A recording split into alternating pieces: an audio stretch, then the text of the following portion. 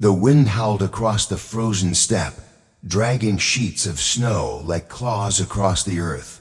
Beneath the darkening sky, life clung to the bones of a dying winter. In the distance, a mother ran. She ran not for herself, she ran for the bundle in her arms, the child, her child, wrapped in animal hide. The infant barely stirred. Snow crusted over his blanket, his breaths faint and rhythmic. His mother tall, lean, half-starved, pressed on through the tundra. Her feet bled through old leather wrappings. Her back ached from a wound she had no name for. She did not speak. To the gods, she only moved forward, toward shelter, warmth, and safety. Behind her, somewhere, it followed the saber-tooth. She had seen it days ago just once, but it had marked her.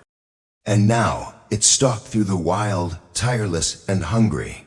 The wind could not cover her scent, nor could the snow hide the trail of blood she left behind. The horizon showed no end, just the white, endless white, and still she ran. No longer did she feel the pain in her legs, the splitting cold in her chest, or the weight of exhaustion. There was no room for pain, only the boy, only the run, only the beast that followed. She didn't look back. If she did, she might freeze in place. Each breath was a battle, each step a prayer. She did not cry, for she had no tears left. She had not wept when the elders turned their backs, nor when the cold took her brother the year before. But this hunt, this chase in the frozen silence was something older than sorrow, something carved in the marrow of her bones. The snow whispered ancient truths. The strong live, the weak feed the earth. And somewhere in that timeless frost, she knew she must defy that rule, or vanish with the rest. There had once been a tribe, a family of fire and fur, of chants sung to the moon and stories carved in bone. She could still see them, 12 fires circling a great pit, children laughing, men dancing after the kill. But they were gone now. She had been cast out. Her mate had died on a hunt, speared by a bison with rage in its dying breath. And without a man, the elders declared, she was no longer part of the fire circle. The tribe could not spare food for a mother and unborn child. The old women wept, but their tears could not stop the spears that pointed her away from the camp. One less mouth for winter, one less cry in the night. She gave birth alone in a grove of pine, far from the warmth of the fire pit. Her own hands caught the child. No chance, no medicine woman, no protection stone, just blood, ice, and pain. The earth was her midwife. Her screams frightened the birds, but the baby's first cry was louder. That was 15 moons ago. She had named him Kai, after a wind that once whispered through the trees when she was a child. It was a name born of solitude. No tribe, no elders, just mother and son, tied together by survival. In that time, she learned to live as the beasts do. She tracked snow hares, stole eggs from cliff nests, drank melted snow through woven bark. She learned to skin with stone, to start fire with frost-bitten fingers, to shelter beneath fallen logs. But most of all, she learned to kill. For her son, she became more than woman. She became wolf. She became rock. She became storm. Every task that had once been shared by many, gathering wood, building shelter, watching the child, was now hers. Alone, her muscles hardened, her eyes sharpened, her voice became quiet but fierce. Each day was a battle, each night a prayer to see the morning, and through it all, the child grew small and weak, but with eyes like amber and a heart that beat against hers like thunder. She built no home, for there was no safety in staying still. She followed the herds from valley to valley, watched the skies for signs of thaw and storm. The boy learned silence first, how to cry without sound, how to cling to her body when danger passed nearby. He did not speak, but his presence was constant, like her heartbeat. Sometimes she sang to him, though the songs were broken things, half-remembered lullabies from her mother, sung in the voice of someone who no longer believed in comfort. Still, he listened. Still, they had been traveling for 3 days when she first saw it. Atop a distant ridge, barely more than a shadow, stood the beast. Immense, pale-furred, a saber-toothed tiger, Smilodon, the mountain stalker. Claws as long as her fingers, teeth like ivory knives. It did not charge. It did not growl. It simply watched. At first, she thought it a trick of snow and light, a ghost sent to haunt her. But then it moved, graceful, deliberate, and vanished behind a rise. Her breath caught.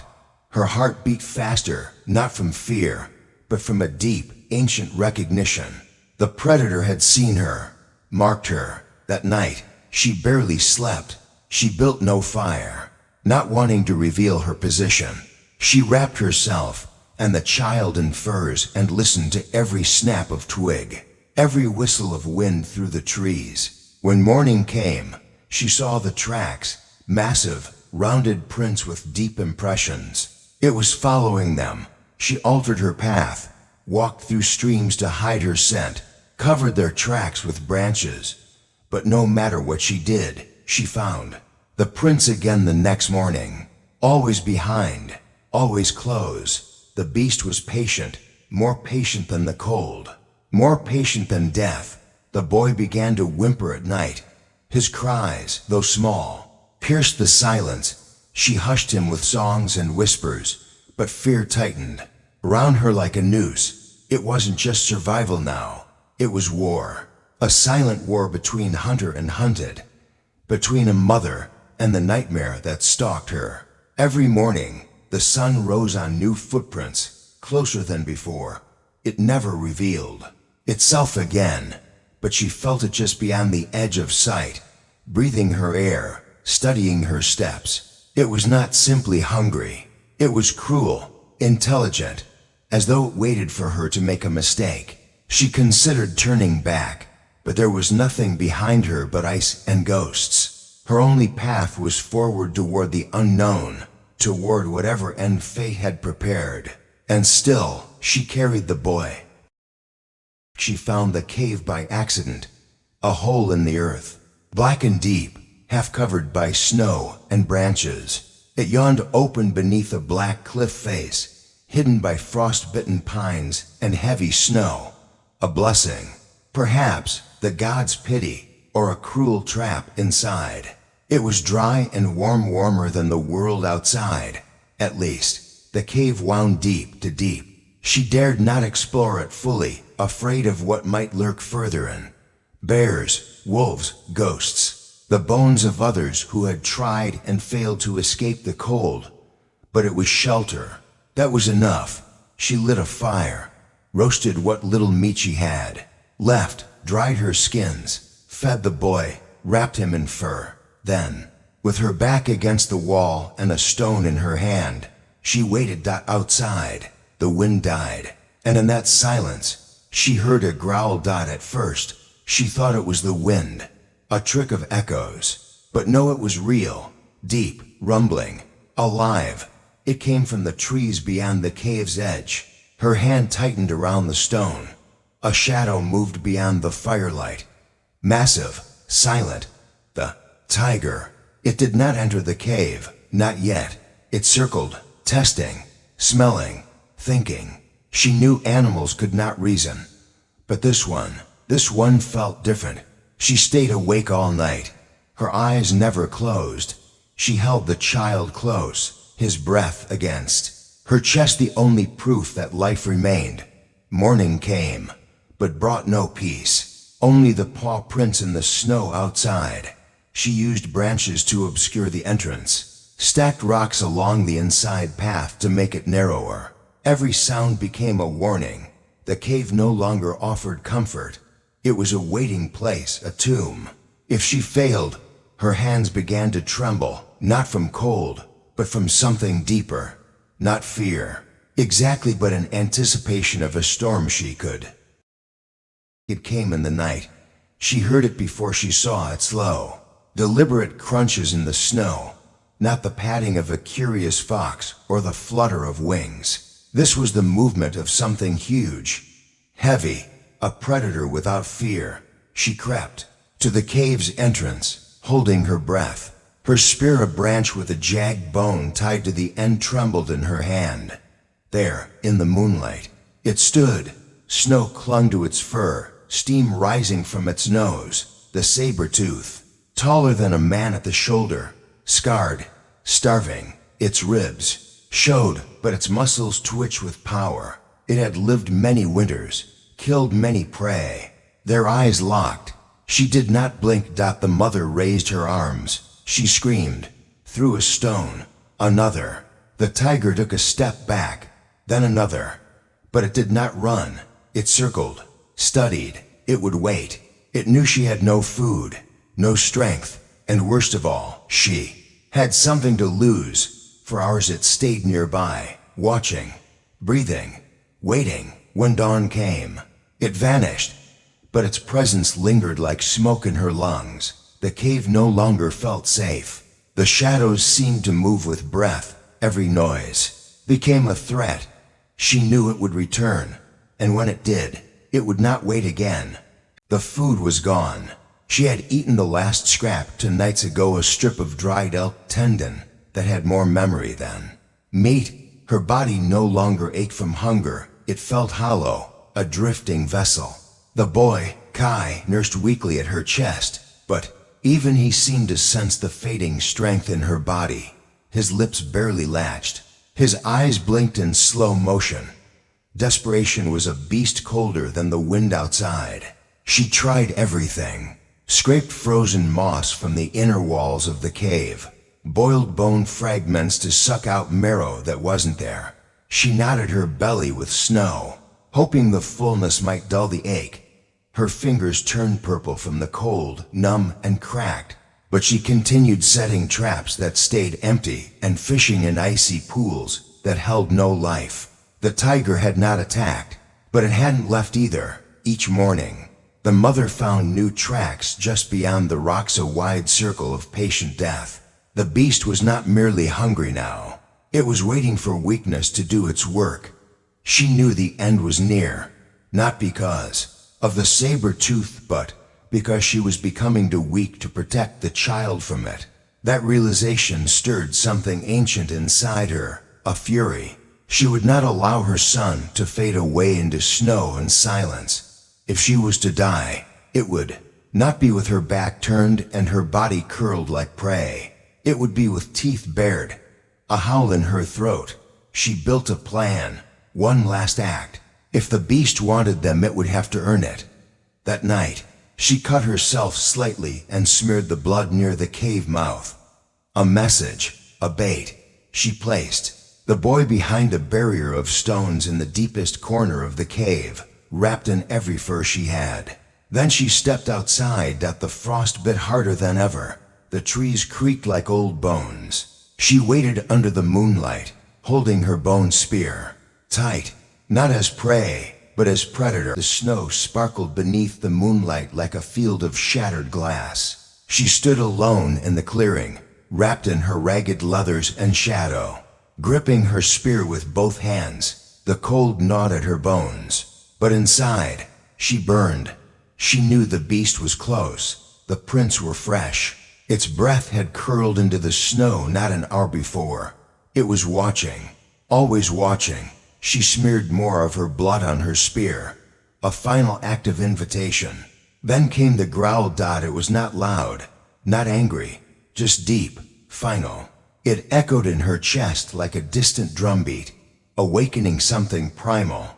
Her eyes darted toward the tree line, where darkness moved. Then it stepped out. The saber-toothed tiger, larger than any beast she had seen in her life. Its muscles rippled under pale fur, and its eyes gleamed like molten gold. One of its ears was torn. Its jaw bore scars from 100 battles. And yet, it was perfect, beautiful in the way a storm or fire is beautiful, terrifying and majestic. They stood across from one another, predator and protector, mother and monster. She screamed not in fear, but in defiance, a sound that cut through the forest. She raised the spear high and banged it against the rock at her feet. The tiger lowered its body and leapt Dachi dove, rolling sideways, snow flying from her movement. The spear grazed its side but didn't pierce. She scrambled to her feet and back toward the trees. The beast came again, quicker this time. She thrust the spear upward just as it lunged. The point struck its shoulder, breaking against the weight. The impact sent her flying backward into the snow. Her ribs cracked. Pain blinded her. But she stood again. She had no choice. From her pouch, she pulled a shard of obsidian, sharp, clean. She clutched it in her numb hand as the tiger paced. Dachi circled the fire pit, forcing it to keep moving. The smoke made the tiger blink. Its steps slowed. She knew it didn't like the flame, but flame would not kill it. Only her resolve would. The next time it lunged, she didn't run. She stepped in. The shard pierced the tiger's eye. It screamed an unholy sound that turned birds into flight miles away. It thrashed and slammed her against the wall of the cave's mouth. The stone broke her armor still. She held the blade or still. She screamed back. The beast, now blind in one eye and bleeding heavily, retreated into the snow, limping, confused. It would return, but it would remember pain. Mother collapsed just inside the cave. The fire burned low. The child stirred faintly under the furs. She crawled to him, holding him against her chest. Her breath was shallow. Her arm bent unnaturally. The cave spun in her vision. But still she listened for footsteps in the snow. The tiger would come back. It had to, and when it did, she would be ready. She prepared what she could with her good arm, laid hot coals from the fire into stone bowls, sharpened a broken spear tip and wedged it into a fallen log, hung bones tied to dried sinew from the ceiling to rattle with movement. A trap not of strength but desperation. The beast returned just before dawn. Its breath came fast and ragged. Blood soaked its shoulder and eye. It no longer had patience. It was starving, wounded, furious. It roared once, a deafening sound that shook snow from the trees. Then it charged. It smashed through the cave entrance. The mother kicked one of the stone bowl's coals, burst upward. Smoke filled the air. The tiger flinched. She rolled behind the stone pile and thrust her spear upward just as it leapt. The point sank into its underbelly. The cave echoed with the sound of tearing flesh. The tiger screamed and thrashed, collapsing against the wall, knocking stones loose. It rose again, limping. She faced it with nothing left, no weapons, no strength, just herself. And when it lunged again, she screamed and leapt with it. The obsidian shard, still tied to her wrist, found the tiger's throat. They fell together. She opened her eyes to the fire's glow. Her leg was twisted, her chest broken, but her heart beat. She dragged herself to the child. Kai was crying softly, his hand reaching from the furs. She touched his cheek, smiled, and let herself collapse. She awoke to voices. Strange, human, familiar. Men in furs, spears, hunters. They had tracked the sounds, the roar, the scent of blood and fire.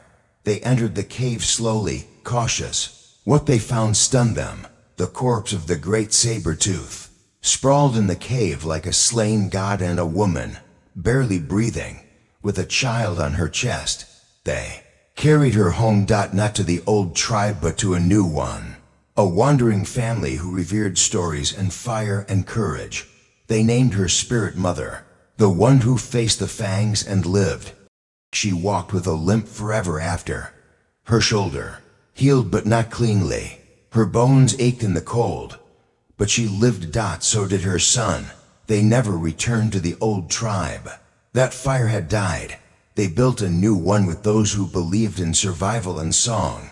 Her son, Kai, grew tall, fierce. He remembered nothing of the cave but everything of her spirit. They sang songs of her battle, painted her name in ochre on stone. The cave mother protector of life, defier of death. And when storms howled and fire grew dim, the people remembered the woman who faced the saber-tooth and did not blink. The legend of the cave mother was born, a tale of survival, sacrifice, and the unbreakable bond between a mother and her child. If you were moved by her story, please like the video, share your thoughts in the comments, and subscribe for more incredible tales of human resilience. Until next time, stay brave, stay wild, and never forget, survival is a story worth telling.